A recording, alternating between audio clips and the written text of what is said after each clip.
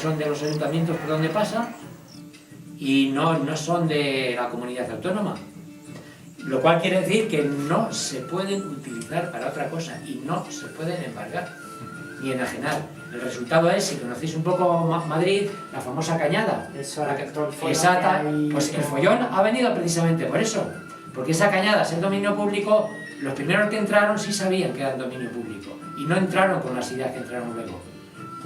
Los que entraron luego sí averiguaron que de allí a ser dominio público nadie los iba a echar y el resultado es que se quedaron ahí y se seguirán quedando. Y el resultado es que nadie los ha intentado echar de ahí, ni los intentarán echar, evidentemente, porque ya no tienen remedio. Precisamente por eso, porque ahí no se podía construir absolutamente nada. Se supone, estos son todas conjeturas que no, más que nada por la época en la que realmente surgió, que un cruce natural, sin más, sin la genética entonces, a pesar del Mendel, entre unas ovejas que trajeron los benimerines. Los benimerines además vivían en el Atlas, una zona que vivían precisamente de ovejas, entonces trajeron un tipo de oveja, esa se mezcló con la que había aquí, que sería una especie de castellana, y el resultado fue ese.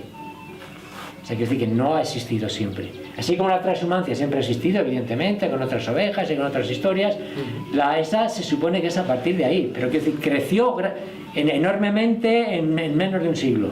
Porque claro, las ventajas eran enormes. Es decir, hacer un vestido con lino, por ejemplo, que era la otra solución, o hacerlo con esparto, pues la cosa era complicada. Entonces la lana esa era el resultado. Evidentemente, en el momento que la gente se enteró de eso, ¿qué es lo que ocurrió? Pues los nobles y las órdenes monasterios son los que hicieron los grandes rebaños. Es decir, hablamos de rebaños de 10.000, 20.000 ovejas, no rebaños, sino cabañas. Que digamos que el rebaño suele ser un grupo de 1.000 ovejas, cabaña es todo. Entonces los grandes dueños eran todos los nobles y también eran casi todos los grandes monasterios. El Paular tenía cantidad de ovejas, el Escorial tenía cantidad de ovejas, Yuste tenía cantidad de ovejas y demás.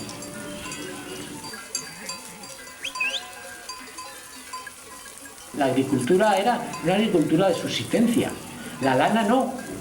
La lana de las ovejas merinas se exportaba. Los reyes, hasta el siglo XVII, conseguían un porcentaje muy grande, muy enorme de sus impuestos y de sus ingresos gracias a la lana. Gracias a los favores que daban y gracias a la lana que solo se podía exportar a través de determinada, lo que ahora se llamó la ruta de la lana, pasando por el consulado de Burgos, yendo en un principio a Bilbao y luego a Santander. Que se exportaba y solo se exportaba si pasaba por ahí. No podía pasar. Porque las penas eran grandes y porque los dueños de esas ovejas ya se encargaban de que solo saliese eso. Fue que en el momento que el señor Napoleón, que de tonto tenía un poco, llegó a España, lo segundo que hizo fue llevarse un rebaño de merinas. Salió el rebaño de merinas, se mezclaron sobre todo en un principio con las de Sajonia y de Flandes y dejamos de tener el monopolio. Luego los Borbones, siguiendo su política casadera y su gran política de eso, pues siguieron haciendo lo mismo. La mejor dote que había cuando la princesa se cansaba con el príncipe y demás era más ovejas merinas. Resultado, en menos de un siglo, la oveja merina salió afuera, se mezcló con otra, se consiguió otra merina que también daba y que daba, y sobre todo dejamos de tener el monopolio. Que no creo que fuese malo, pero bueno. Pero como todos los monopolios, y el resultado fue que dejamos de tener eso y entonces se dejó de invertir en merinas. Las merinas y la transhumancia se la quedaron solo los pastores que realmente llevaban esas ovejas. Entonces la transhumancia y las ovejas merinas se quedaron en un principio los pastores que bajaban y subían de las tres zonas famosas. Y entonces, en el siglo XIX, por ahí fue cuando... Al final del XVIII se acabó. Es decir, la Mesta acabó con las Cortes de Cádiz. No fue exactamente con las Cortes de Cádiz, pero para entender la fecha. Cuando Floridablanca y Carlos III dijo, si España solo tiene ovejas y unas cuantas cabras y demás, ¿por qué no potenciamos la agricultura? ¿Por qué no dejamos que esta gente deje de tener influencia y hagamos como en el resto del mundo que la agricultura sea importante? Entonces dejó de tener importancia, ya se acabó. Que decir, el Conrado Concejo de la Mesta desapareció y afortunadamente todos sus privilegios desaparecieron porque era lógico que desapareciese. surgió después otra especie de organización, pero vamos, que sí, con la importancia que debía tener la justa. Ayudar a los merineros y a las ovejas, pero sin más.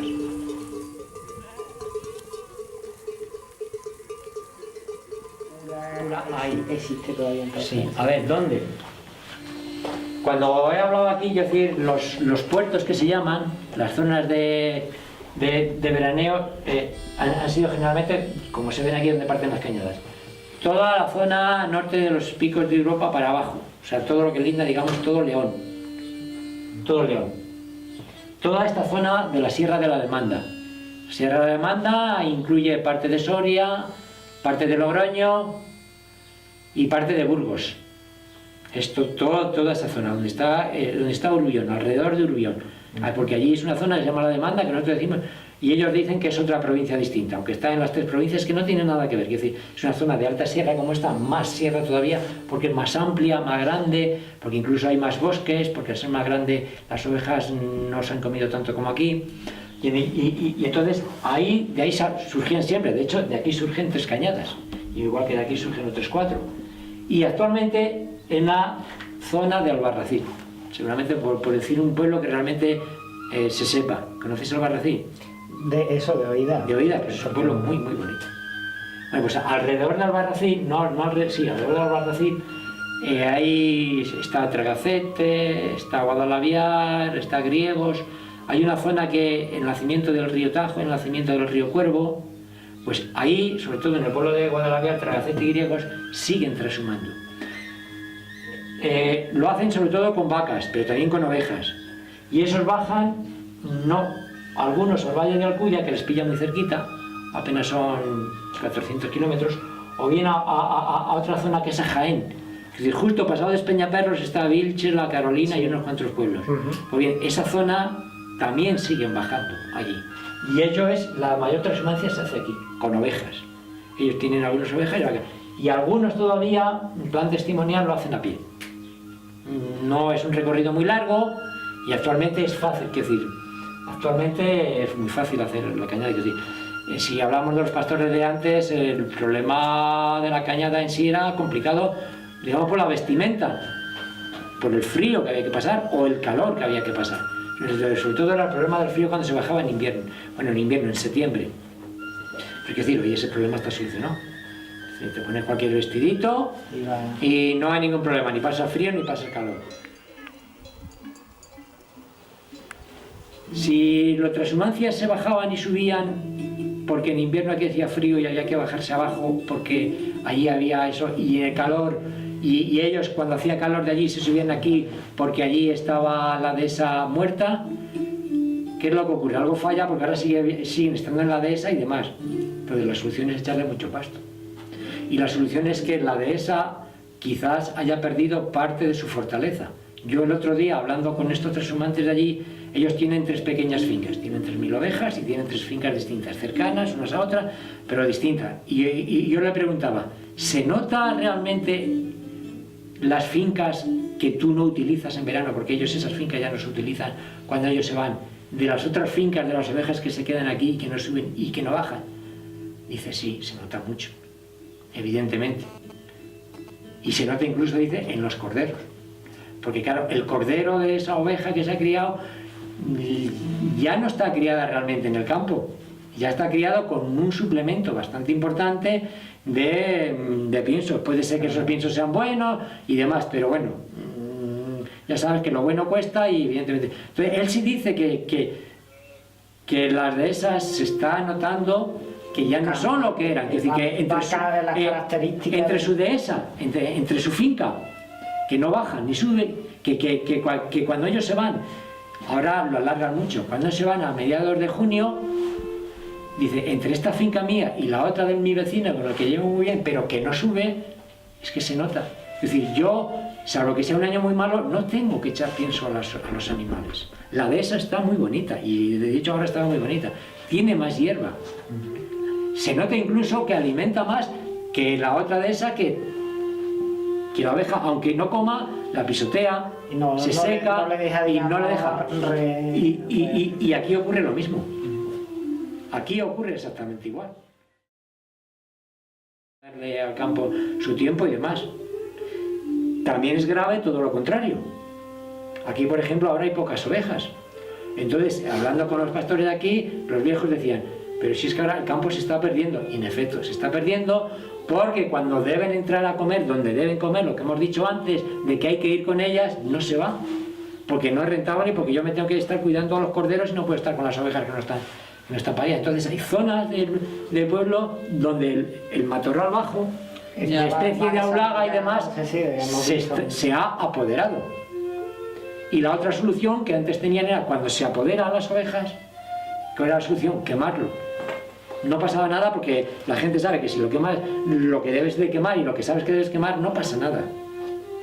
Entonces, ahora tampoco se puede quemar. Entonces, el resultado es que hay determinadas zonas donde ya no entran ni siquiera las ovejas. Porque el matorral y una especie de aliaga que hay aquí, que es muy buena, que cuando está brotando es una flor muy, muy dulce, que se la comían las ovejas. De hecho, a veces les salían ampollas porque la comían más de la cuenta, porque ya eso se ha apoderado porque no los has llevado en la época que se debe llevar. Y entonces los trenes que eran específicos... Los que habéis visto ahí eran específicos solo para ovejas.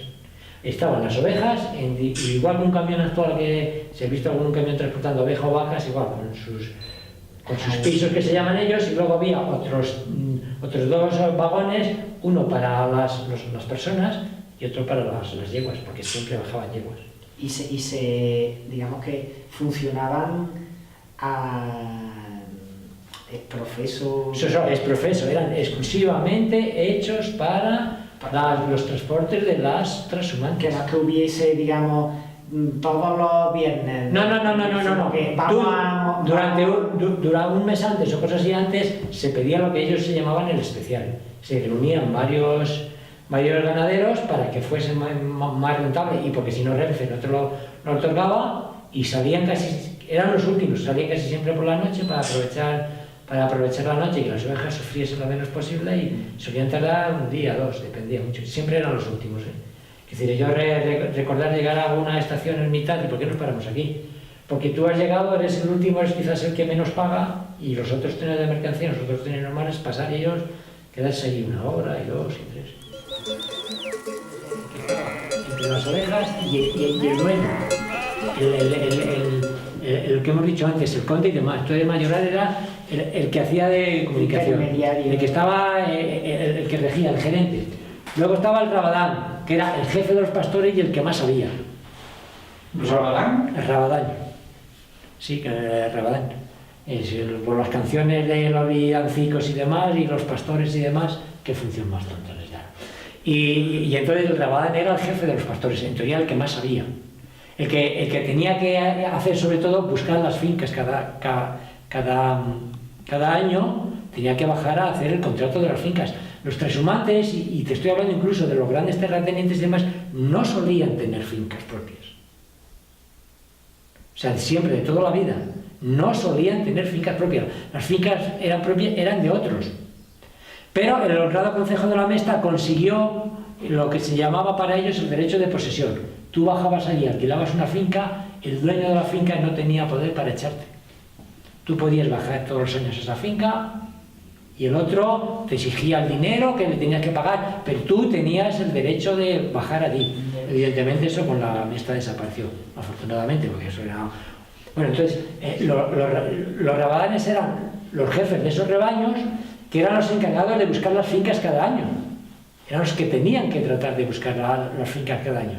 Y era un pastor, generalmente era, como los rebaños no eran siempre de un solo dueño, porque ya hemos dicho que en el momento que tuvo importancia, entonces los que realmente llevaban la transhumancia a los pastores, pues no todos tenían 1000 ovejas, algunos tenían 500, otros 600, había también grandes rebaños, entonces el rabadán era ese dueño, era el que realmente conocía todas las fincas, el que trataba con los dueños, el que luego al final terminaba por vender los corderos, digamos que era el gerente realmente de eso.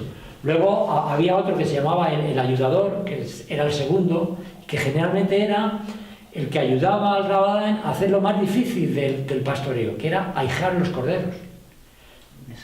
Los corderos nacían casi siempre en una misma época, a primeros de diciembre. Entonces nacían todos al mismo tiempo. Entonces, y era normal que fuese así, porque si fuese de otra forma el trabajo sería enorme y no tendría sentido. Entonces nacían a lo mejor en menos de 15 días, como máximo 20 días, nacían aproximadamente alrededor de 300, 400, 500 corderos. Eso cuando no nacían más enteros, generalmente solían ser, cuando llegaban a las fincas hacían rebaños más pequeños. Entonces lo difícil es, digamos, ahijar esas ovejas.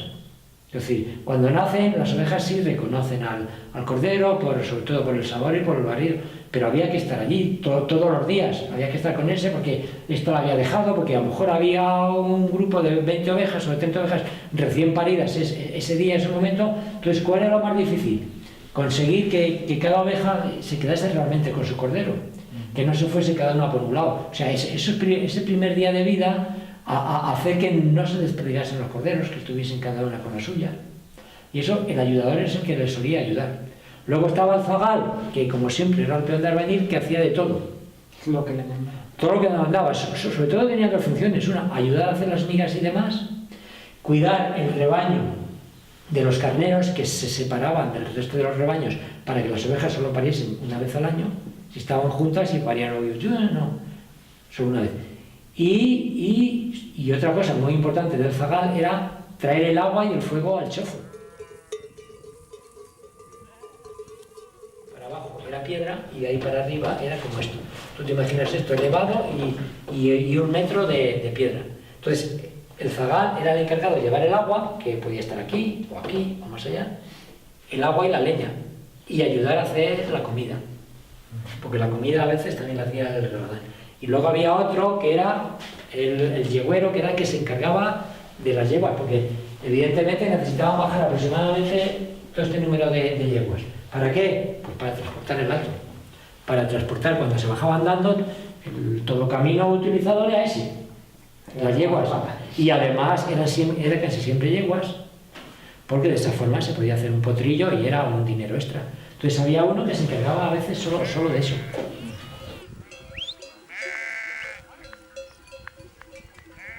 Era hacer mascotas, hacer mansos, que en lugar de utilizar una oveja, porque la oveja tiene que parir y tiene que dar corderitos, se utilizaba un macho.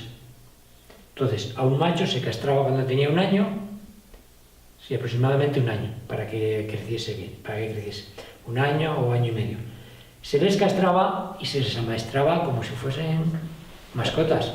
Es decir, esta seguirá siempre al amo, siempre. Le dabas un poco de comida, a su vez de trasladar. Claro, y además eran siempre, aquel no era manso, pero solían ser. Entonces, como su función reproductora estaba apartada, dejada allí, crecían y se hacían enormes. Es decir, los mansos eran siempre los machos más grandes del rebaño. Los mansos eran enormes, grandísimos, porque su función era comer y comer y comer, y mientras que los otros, cuando les tocaba, tenían que hacer su función, y muy importante. Y entonces se cuidaban, y a estos eran los que yo he dicho, justo en esa zona, son a los que se les daba, porque como plan de adorno. Luego, cuando se esquilaban, si os habéis fijado, veis lo que tiene aquí, esta cosita, se hacían dibujos, se les hacía, sobre todo a la hora de llegar a los pueblos, para lucir, a ver quién lucía el manso más bonito, el manso más grande. Y evidentemente, donde iba el manso, donde iba el pastor iba el manso, y donde iba el manso iba todo lo demás. Entonces las cuidabas y las llevabas como querías, y actualmente se sigue haciendo igual. Los pastores trashumantes, ¿dónde iban siempre? A la panadería. Entonces las cartas se escribían generalmente a una panadería. A una panadería donde iban como mínimo una vez a la semana a comprar el pan. No necesitaban ir más. Primero porque el pan de antes era bueno y duraba varios días, y luego porque aunque se pusiese duro, o bien se lo comían ellos como migas, o bien se los daban a los mastines. Porque una de las cosas de la mesta que decía las tradiciones es que al mastín había que cuidarlo igual que a una persona. Y lo que se le daba, a lo que se le daba al mastín, por ejemplo, era harina con agua. Y se le daba una ración igual que a una persona más, porque necesitaba más.